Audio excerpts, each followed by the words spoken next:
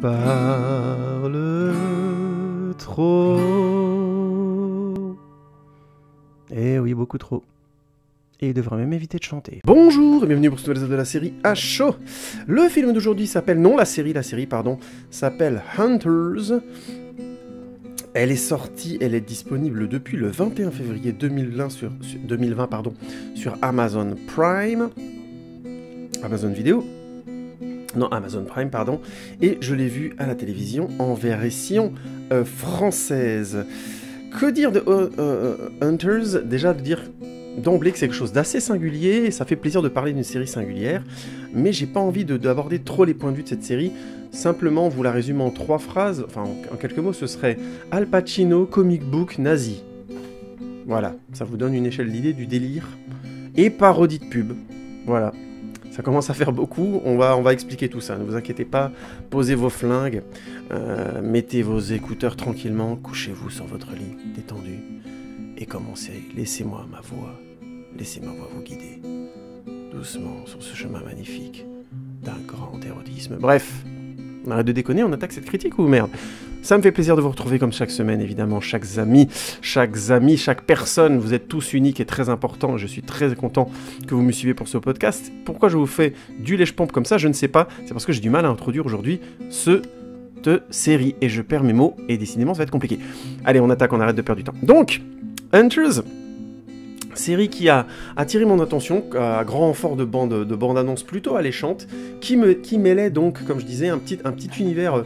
quelque part, quelque chose de tarantinien, des personnages assez hauts en couleur, un gros casting, Al Pacino bien sûr, mais Logan Lerman aussi, qu'on a vu dans Fury notamment, ou qui était le héros de la série avortée Percy Jackson, le voleur de foudre, donc acteur qui a plutôt le vent en poupe et pour qui la carrière tourne plutôt bien, et donc à la tête notamment de cette série Amazon Prime, visiblement très très bien financée, et assez singulière, donc... Personnage en couleur, gros casting, mise en scène qui avait l'air d'être haut niveau, notamment dans la bande-annonce, avec des effets plutôt marrants, sur fond de traque des nazis dans les années 70, et avec tout un côté visiblement assez critique de l'Amérique actuelle, de l'Amérique de l'époque, critique historique, donc beaucoup de choses assez antinomiques mine de rien, qui devaient donc finir par réussir par se croiser. Donc voilà un petit peu comment j'ai abordé cette question de la série Hunters. Et donc j'ai fait mes petites recherches comme d'habitude sur le créateur de la série qui s'appelle David Weil. Qui à la base est un acteur qui a plus tourné en tant qu'acteur. Il a même eu un rôle dans Les Feux de l'amour, The Young and the Restless, un truc de fou. Série qui existe depuis maintenant je ne sais pas combien de milliers d'années, c'est un truc de dingue. Je pense que ça fait plus de 50 ans là. Il a eu un rôle, il a joué 2 épisodes, bon bref. C'est pas une grosse carrière d'acteur, en tout cas je ne l'ai pas spécialement remarqué, et les films où il a joué, je ne les connais pas.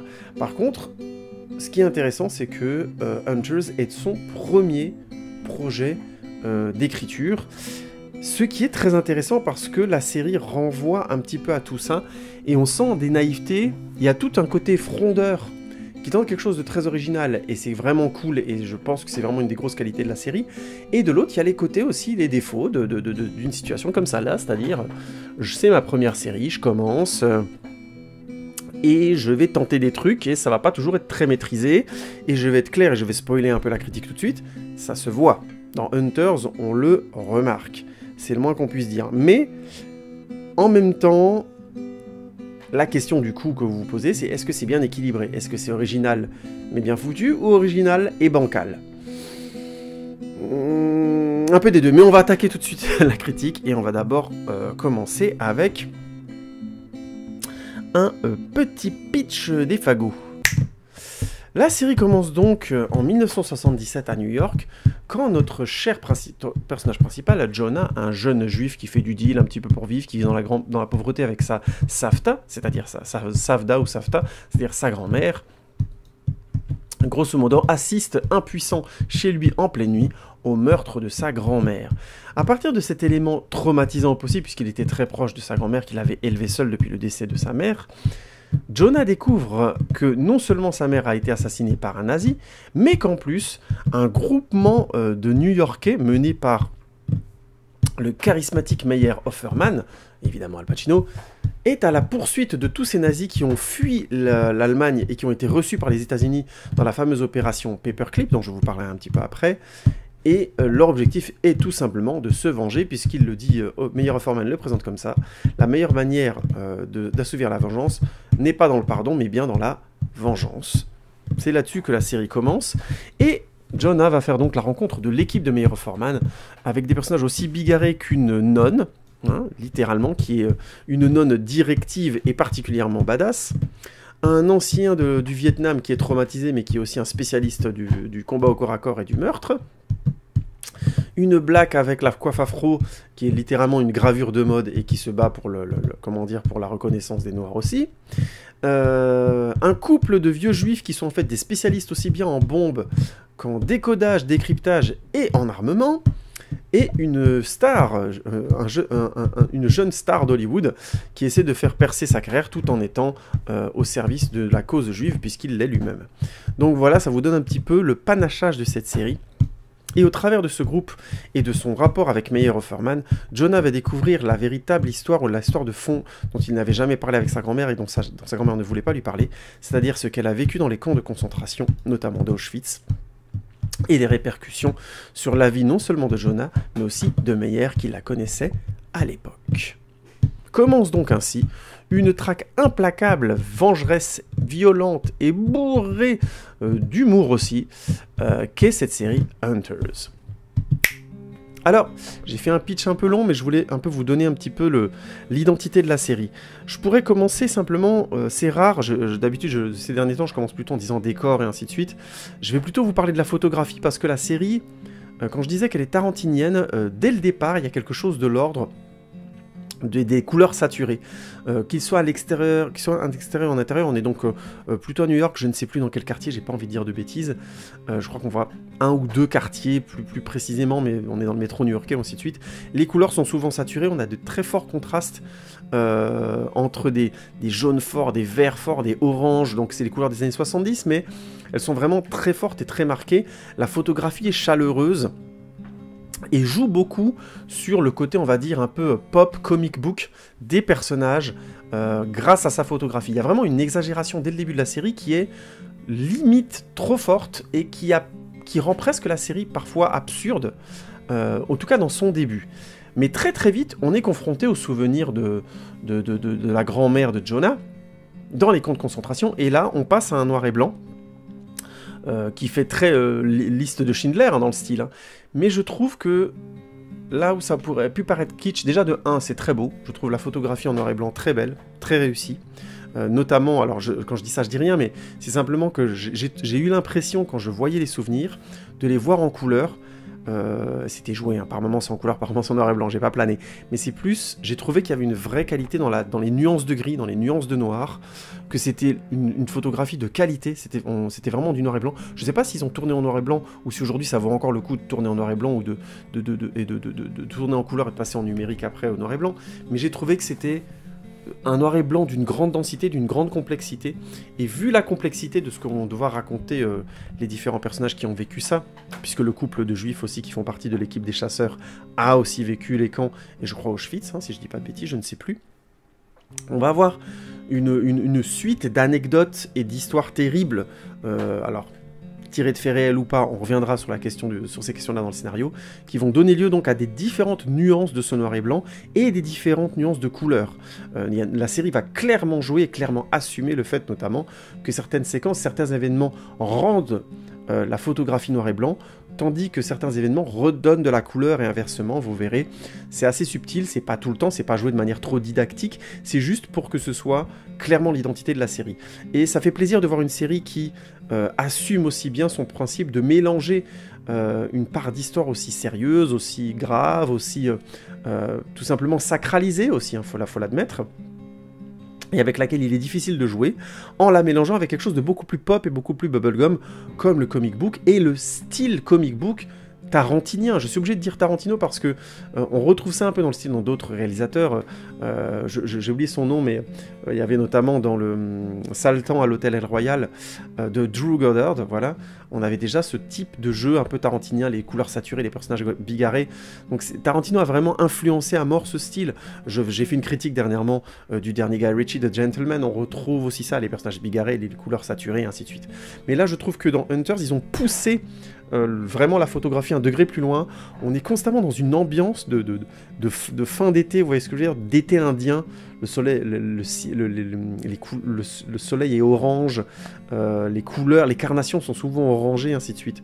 Donc bref, j'ai trouvé cette idée d'affirmer clairement le rapport à l'histoire par ce contraste de couleurs, pas forcément subtil, mais intelligent dans le propos de la série. Et je tenais à en parler tout de suite parce que je trouve que ça fait partie vraiment de ses qualités.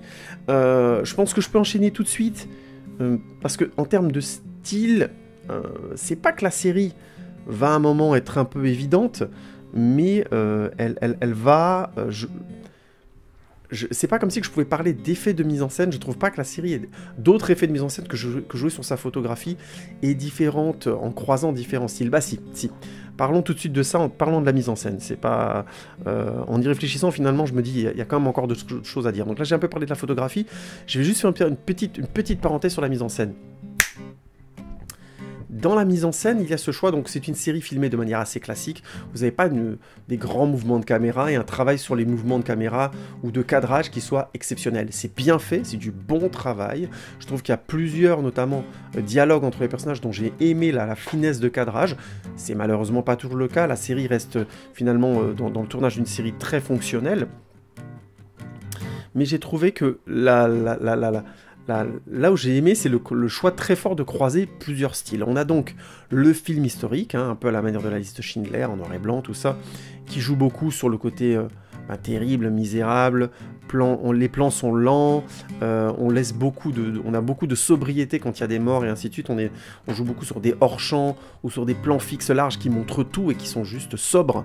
La série aurait pu basculer dans un gore un peu grand guignolesque, mais ne le fait, il me semble, jamais. Quand on est justement dans cette partie historique, il y a vraiment un respect comme ça de recul qui est très intéressant. Donc on a ce premier style, fiction sur les camps de concentration en noir et blanc avec un grand calme dans la mise en scène, une grande maîtrise de ce qui est montré. En parallèle de ça, on a tout ce qui se passe dans les années 70 et qui a un côté comic book. Alors oui, je ne l'ai pas dit, mais j'en parlerai un peu plus dans le scénario. Ce côté comic book, c'est le point de vue de Jonah sur l'histoire, puisque lui-même est plus ou moins un geek, qui lit beaucoup les bandes dessinées, il en parle avec ses copains et tout ça. Bon, bref. Donc c'est pas idiot, c'est une manière scénaristique de faire entrer le style comic book dans la mise en scène, puisque c'est son regard quelque part sur l'histoire, sa perception des choses. Et il me semble que plus la série avance, plus le personnage traverse des choses difficiles, plus le côté comic book prend du recul et n'est plus vraiment dans son regard à lui, devient un peu un style un peu bâtard, avant même de quasiment disparaître dans les derniers épisodes, mais je reviendrai là-dessus après.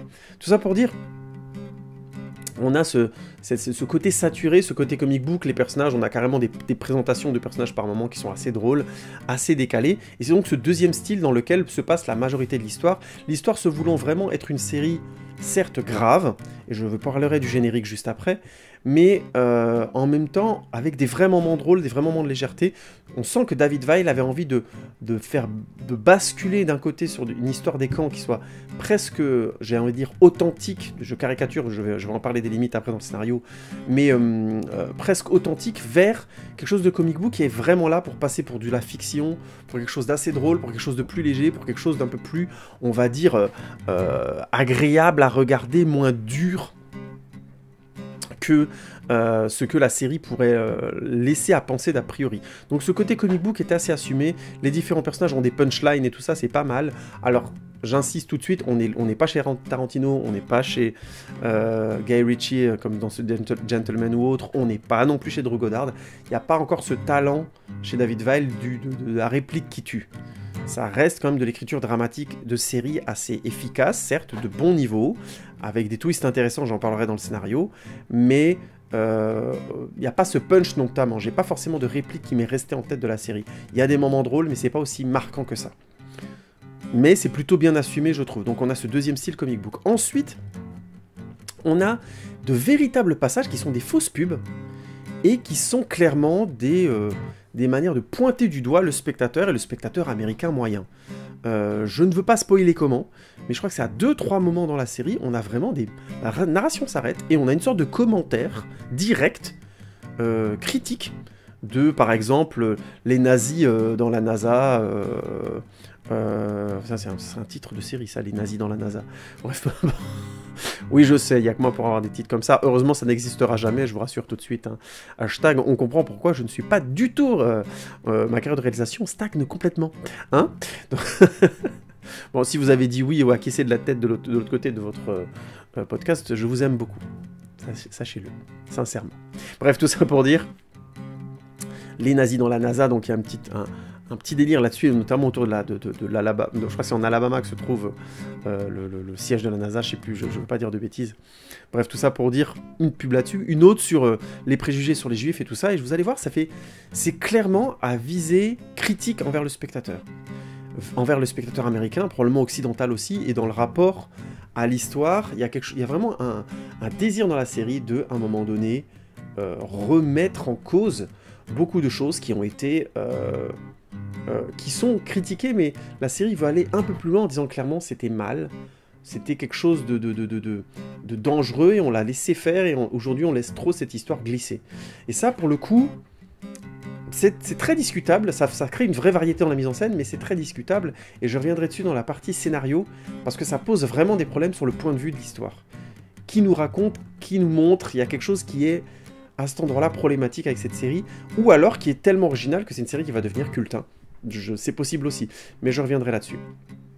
Voilà, donc on a ces 4 effets de mise en scène, et on a ces 3 effets de mise en scène, donc les camps nazis, le côté comic book, les fausses pubs ou les critiques directes face aux spectateurs, et un dernier point qui est le générique. Le générique étant joué sur un échiquier, je vous passe les détails, vous découvrirez tout de suite, avec une musique gravissime, et qui joue beaucoup sur un suspense et une gravité de ce qui va être raconté. Le générique étant clairement l'empreinte et l'identité de la série, c'est comme ça pour toutes les séries, la série s'affirme tout de suite comme un drame sérieux et profond. Et il se trouve que c'est vrai, au fur et à mesure de la série, on sent que ça arrive ça. Je ne spoilerai pas évidemment la conclusion de la saison 1, puisque je pense que la série va assez marcher, il y aura une saison 2, hein, je pense, sans trop préjugés. Mais il y a de nouveau ce style-là qui joue sur le côté comic book, sur le côté traque des nazis, qui croise un peu tout l'univers de la série. Bien sûr, pas ce côté propagande ou promo ou fausse pub, entre guillemets, mais c'est encore un autre style, je trouve, et ça, c'est intéressant dans la série, comme ça contraste souvent avec le pré-générique quand il est comic book, comme ça colle très bien avec le pré-générique quand c'est une séquence, par exemple, qui se passe dans les camps, et comme c'est très décalé si on commence avec quelque chose de critique et de l'ordre de la parodie. Ce générique est assez étrange parce que je pense qu'il n'arrive pas à unir tout ça, et je suis déjà un peu dans le fond de ma critique. Ces différents styles ne se marient pas forcément. Le comic book, les nazis et le générique, pourquoi pas, mais la critique, la fausse pub, ça devient plus compliqué, et pourtant, c'est marquant, et c'est peut-être une des fortes identités de la série. Je reviendrai là-dessus après. Donc c'était là pour vous parler de la mise en scène. Il y a vraiment ce choix très fort d'avoir des identités très fortes et très marquées, avec des styles qui vont se croiser, littéralement. Se marier bien ou pas, on reviendra dans cette question dans le scénario. Je vais tout de suite vous faire un petit point sur le casting. Bon, je vais pas faire long parce que j'en ai déjà parlé un petit peu avant. Al Pacino dans le rôle de Meyer Offerman, le chef de l'équipe des chasseurs, bah il est excellent. Enfin, j'ai rien à dire, quoi. Il vieillit très très bien, il est très bon dans le rôle, il est puissant quand il doit l'être, il est charismatique quand il doit l'être, il est ambigu quand il doit l'être, bref. Du Al Pacino, tout simplement. Je vais plutôt vous parler de Logan Lerman, qui m'avait déjà beaucoup plu dans le film Fury, où je l'avais trouvé très bon, et là il fait juste que confirmer que ça devient vraiment un jeune premier dans le bon sens du terme. C'est un très bon acteur. Je trouve que le chemin que traverse Jonah dans la série est particulièrement complexe, et lui le rend très bien. Complexe émotionnellement, c'est ça que je veux dire. C'est pas forcément complexe narrativement, scénaristiquement c'est plutôt attendu, mais je trouve que Logan Lerman joue très très bien, du début jusqu'à la fin. Et une grande partie de la qualité de la saison 1 vient de ça. Vient du fait qu'il arrive à vraiment nous mettre dans la peau de ce jeune confronté à l'histoire de sa grand-mère et qui veut la venger et qui va tout doucement aller au-delà de différents thèmes, évidemment le thème principal étant l'inanité de la vengeance et en même temps la nécessité de la vengeance. Face à des sujets historiques aussi forts, évidemment c'est très intéressant de poser la question puisque tout le monde connaît l'histoire de la Shoah et on connaît la gravité, la lourdeur, la noirceur. Donc la question se pose très très bien, je pense que c'est vraiment quelque chose que le grand public peut comprendre, un point de vue que le grand public peut épouser car il connaît cette histoire. Et Logan Lerman est très bon dans les différents éléments de la série, dans tous les passages ambigus, quand il est détaché au début, un peu perdu, quand il est naïf d'abord, quand il n'ose pas aller jusqu'au bout d'une certaine forme de vengeance et de violence, puis qu'il franchit le pas, quand il doit écarter des gens de lui pour éviter qu'ils soient en danger, quand il est confronté aussi à un mal qui va au-delà de lui, quand il est confronté à des choses auxquelles il ne pensait pas être confronté, qu'il doit se transformer mais qu'il n'est pas encore prêt, qu'il doit quelque part se faire violence. Bref, je trouve que Logan Lerman a vraiment fait un excellent travail dans cette saison et son personnage vaut vraiment le coup et est très intéressant, notamment parce qu'ils ont rajouté ce petit élément comic book dedans aussi, qu'il est très bon à déchiffrer les choses et je trouve que la série le joue bien et il est logique qu'il soit à cette position là, mais je ne veux pas spoiler comment. Je vais pas parler de tout le casting, je parlerai juste de Josh Radnor qui, parce que son personnage est problématique, qui joue l'acteur d'Hollywood dont la carrière stagne un peu, qui s'appelle Lonnie Flash. Et Josh Radnor, vous le connaissez, c'était, je crois, si je dis pas de bêtises, c'est l'acteur qui était notamment un des acteurs principaux de la série How I Met Your Mother, que je n'aimais pas spécialement, mais série qui a eu énormément de succès. Et là, donc, il joue un peu un autre rôle, un gars comme ça, un peu, qui se la pète un peu, qui est un acteur, bon, blablabla, qui passe par différentes étapes aussi dans l'histoire. Mais je vais être plus clair, l'acteur est bon, mais son personnage est limite tellement comic book que j'ai eu du mal à considérer qu'il était dans l'histoire. C'était un peu bizarre à dire, mais on sent que la série a eu du mal à un moment donné à faire marier des personnages qui ont des histoires historiques avec un grand H, comme Meyer Offerman, comme Jonah, comme le couple de Murray et Mindy. Je vous parlais du couple juif là, donc qui est spécialisé dans pas le déminage, le désamorçage de bombes, le décodage, le décryptage des signaux et ce genre de choses et des armes, et qui a une histoire très forte par rapport au camp et ainsi de suite, donc c'est très ancré. Et un personnage comme Lonnie Flash qui finalement a une histoire plus secondaire, visiblement des soucis avec son père, bon. Mais au final je trouve que c'est réglé de manière presque trop comic book à un moment donné, et du coup même si je comprends l'équilibre que la série a essayé de trouver, ça met clairement en retrait ces histoires et ça leur enlève de l'intérêt et de la force. Donc c'est un peu bizarre, et c'est là où on voit que la série a du mal à retomber sur ses pieds. Pour des personnages qui vont avoir un fond historique très fort, et où le spectateur va pouvoir, auquel le personnage va pouvoir s'attacher, on a malheureusement toute une partie du casting qui va être un peu enjancé dans son personnage de comic book et qui va pas vraiment réussir à en sortir. Alors évidemment, il y a plein de nazis dans la série. Je vais pas en parler de tout, je vais surtout vous parler d'un personnage qui est un nazi infiltré à la Maison Blanche, je vous passe les détails, qui s'appelle Biff Simpson. Et le personnage est tellement un personnage... Là, on est vraiment dans les limites de la série.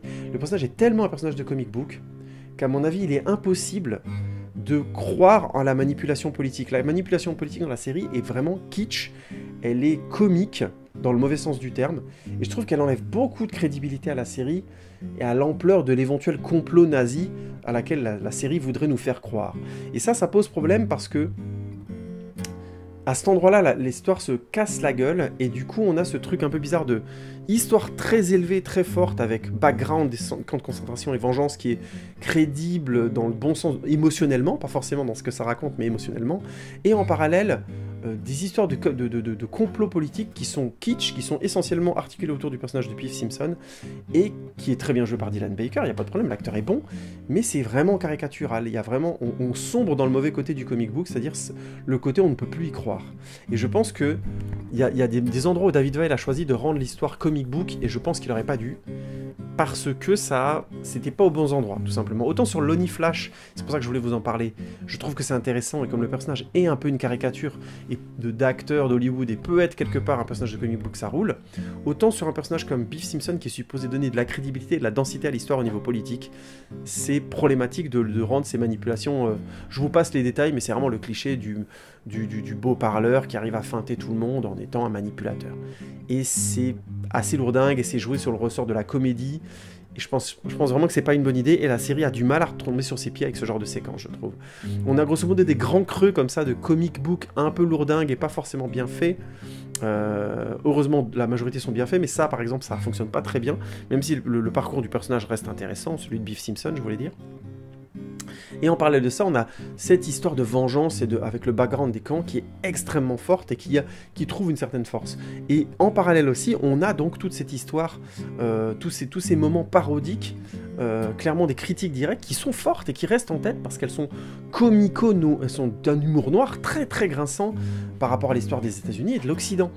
Donc voilà, on a un petit peu ce déséquilibre. Il y a une partie de la mise en scène comic book qui n'arrive pas en fait, qui allège l'histoire, mais qui la rend aussi un peu risible.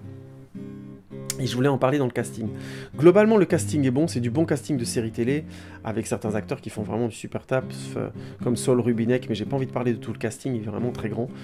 C'est du très bon taf, à la nuance près que ça reste du casting de série télé, mis à part Logan Lerman et Al Pacino, je trouve.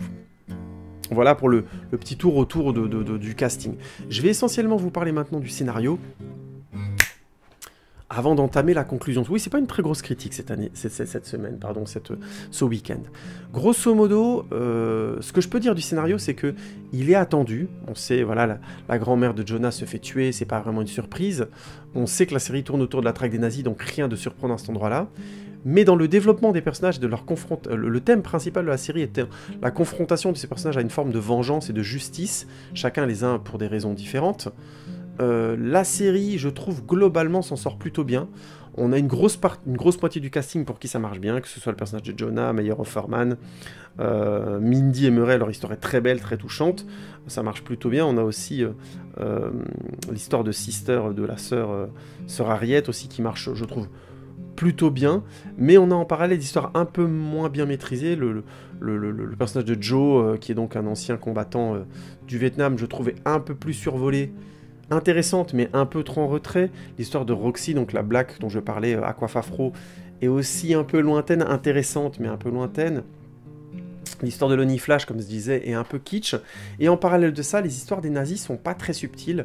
Je parlais de Biff Simpson, mais on a aussi, si je dis pas de bêtises, Greg Austin qui joue le rôle de Travis Leitch, qui est donc un nazi convaincu, un assassin.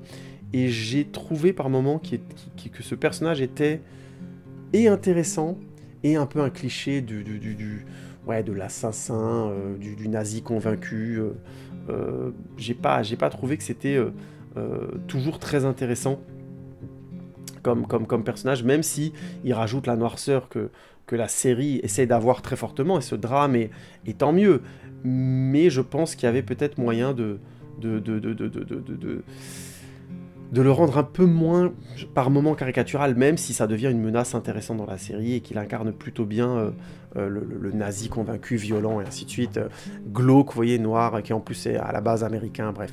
Je vous laisse découvrir comment. Mais c'est pas très subtil, et je trouve que c'est important dans des séries comme ça d'avoir des antagonistes qui aient un peu plus de profondeur que ça, même si on a des retournements de situation qui font que ça fonctionne bien, et que même si je suis un peu critique sur ce scénario qui, à mon avis, n'a pas réussi à trouver son équilibre entre histoire avec un grand H et comic book pour alléger, parce que le comic book à un moment tire un peu la série vers le bas, vers le caricatural, là où ça aurait dû être du comic book drôle, sans tomber dans la caricature à mon avis. Il n'a peut-être pas été placé au bon endroit, à mon avis. Le style comic book ne devait pas être, à mon avis, notamment à l'endroit de la politique, à mon avis, hashtag répétition.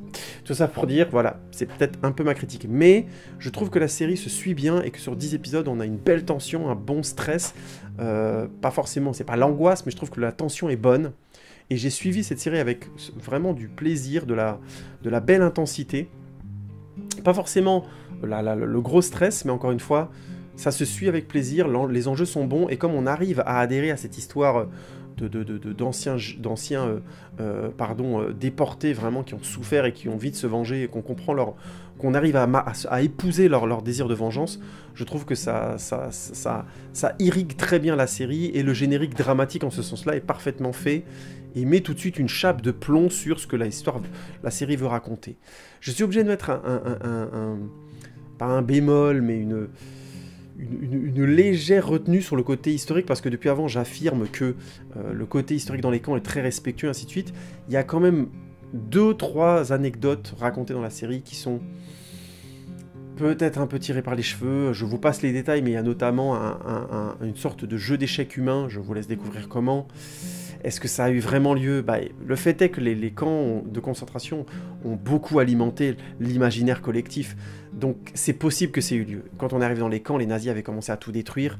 On n'a pas eu que des témoignages objectifs, c'est évident, avec les victimes. On n'a pas eu que des éléments sur tout ce qui s'était passé. Beaucoup de choses ont été détruites par les nazis. Donc, ou sont devenus des secrets dans différents pays, ainsi de suite. Donc, difficile de se faire une idée si le niveau de barbarie est monté aussi haut. Mais quand on tue autant de gens, c'est pensable. C'est peut-être... C'est difficile dans une série qui a un style comic book de pas imaginer que ça, c'est une exagération. Notamment le jeu d'échecs humains et d'autres choses dans la série. Mais je trouve que ça peut un petit peu tuer la suspension de crédibilité, de crédulité, se dire ouais, j'y crois pas, j'arrive pas à croire à ça. Et je pourrais comprendre qu'on se dise, ils se sont un peu pris les pieds dans le tapis à cet endroit-là. Et à cet endroit-là, le scénario est peut-être discutable. Mais je trouve que c'est bien utilisé pour mettre de la cruauté, de la dureté, de la violence dans ce qu'ils ont vécu, et qu'on finisse par épouser, peut-être c'est un peu gros, un peu caricatural, mais qu'on finisse quoi qu'il arrive par épouser le point de vue des personnages et leur désir de vengeance. Mais je comprendrais qu'on puisse trouver que ce soit discutable et pas un peu insultant de la véritable histoire. Mais je vais en parler un petit peu dans ma conclusion tout de suite. Si je veux être clair, j'ai apprécié Hunters et je trouve que c'est une série vraiment intéressante dans ce qu'elle tente. Elle est originale et singulière, je ne vais pas revenir dessus, ce mélange assez improbable me plaît. Mais je suis obligé de mettre 2 gros bémols. Le premier, c'est que, encore une fois, on peut avoir de vrais doutes sur le respect historique de la série, et si ça vous travaille ce genre de choses, eh ben la série risque de bien vous énerver, faut être honnête. Parce qu'à mon avis, je pense qu'elle franchit un pas dans certaines anecdotes qui ne devraient pas être franchies concernant la grande histoire avec un grand H, et je peux le comprendre. Et de l'autre, le fait d'avoir des critiques aussi directes, ces fausses pubs sont des critiques tellement frontales que ça pose un problème de sens dans la série. C'est le point de vue de qui? Le style comic book, on sait qu'il arrive du point de vue de Jonah, qui est un geek, pas un ancien geek, qui est un geek. Ok, donc ça se marie, et il y a l'histoire que Meyer Offerman, que la grand-mère de Jonah rapporte, donc on a ce croisement assez improbable d'un jeune qui a grandi aux États-Unis en ignorant l'histoire de sa grand-mère, de ses aïeuls, parce qu'on voulait pas lui raconter, pas parce qu'il voulait l'ignorer, et qui la découvre, et donc qui dans son esprit, dans ses émotions, il y a ce croisement entre la Seconde Guerre mondiale et les camps de concentration, et Auschwitz, et tout ce côté horrible, et tout un univers américain qu'il apprécie, qui est son univers à lui, de super-héros, de comic book. Et ça, pour le coup, Jonah en est le catalyseur central. Donc ça va. Le problème, c'est que quand on rajoute un côté comic book, et ce côté comic book s'étale sur un lieu où clairement Jonah n'a aucune prise, donc par exemple les intrigues politiques, ben ça rend kitsch la série. Et ça, je pense vraiment qu'il ne fallait pas mettre le style comic book dans cette partie de l'intrigue-là. Tout le côté politique qui est intéressant, dans le fond, est rendu kitsch à cause de ça. Et je pense que ça devient arbitraire à cet endroit-là. Et de l'autre côté, autre élément qui est problématique, c'est que ces parodies de pub, ces critiques frontales vers le spectateur, c'est clairement David Weil qui nous pointe du doigt ou pointe l'histoire américaine. Et c'est intéressant dans l'idée. Mais dans les faits, je pense que la série va trop loin, elle n'arrive pas à le mesurer. Quand c'est une blague, et que c'est casé au milieu d'un épisode où on vient de nous dire clairement les nazis, c'est grâce aux nazis que les Américains sont allés sur la Lune. Et ça, à la limite, c'est marrant, parce qu'il y a tout un côté drôle, il y a carrément un slogan de pub en disant « la NASA et l'Alabama ». Un royaume pour les nazis. Et le slogan, c'est « That's the fucked up shit ». C'est quand même un sacré bordel, ça. C'est quand même assez dégueulasse, même, ça veut dire, quelque part dans le fond.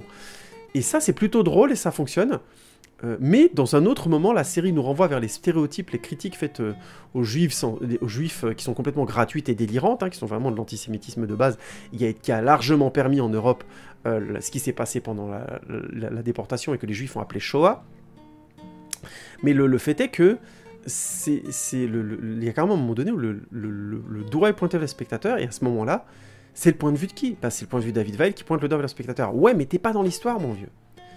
Là on franchit un cap, on franchit le cap de l'humour noir qui grince et qui touche, pour devenir une accusation maladroite, et qui en plus a pas sa place dans la série, notamment à cause de ces différents twists, qui retourne encore une fois le point de vue sur l'histoire. Et vous allez découvrir comment, je ne veux pas spoiler cette série, mais la série a vraiment du mal à être consistante dans son fond, d'un bout à l'autre, et c'est dommage parce qu'elle tentait déjà un truc très acrobatique en croisant histoire et comic book, et en ayant réussi, mine de rien, par moments, vraiment bien à le marier. Mais en allant très loin dans sa critique et dans son désir de pointer, grosso modo, l'hypocrisie américaine et occidentale européenne, je crois que David Weil est allé un poil trop loin et s'est un peu pris les pieds dans le tapis. Est-ce que pour autant je vous conseille pas cette série? Absolument pas, je vous la conseille, je trouve que c'est une expérience très intéressante, originale, ça fait plaisir. Et d'ailleurs, pour la petite parenthèse, Amazon Prime, mine de rien, il commence à avoir plusieurs séries très intéressantes et qui tentent des choses, des pas de côté. Si je dis pas de bêtises, c'était BBC et Amazon Prime qui avaient fait la série, dont je vous ai pas encore fait des retours dessus, je vous avais dit à Noël que je le ferais, mais ça va venir prochainement. Oh, zut, maintenant j'ai oublié la série, j'ai oublié le nom de la série. Oh, avec David Tennant, avec les deux anges là, qui se passe au moment de la fin du monde. Ah, Good Omen. Good Omen, qui est, ça aussi, je crois que c'était un projet Amazon Prime à la base, qui a été financé aussi par la BBC, mais je reviendrai dessus éventuellement quand je ferai la critique, je vérifierai. Mais bon, tout ça pour dire, Amazon Prime est en train de monter là, et nous propose des choses pour le coup vraiment originales et intéressantes, essaie de vraiment décaler. Et rien que pour ça, ça vaut le coup de regarder Hunters, je vous la conseille. Je vais m'arrêter là, je vous remercie beaucoup de m'avoir écouté. N'hésitez pas à tweeter, Facebooker, Instagrammer la totale.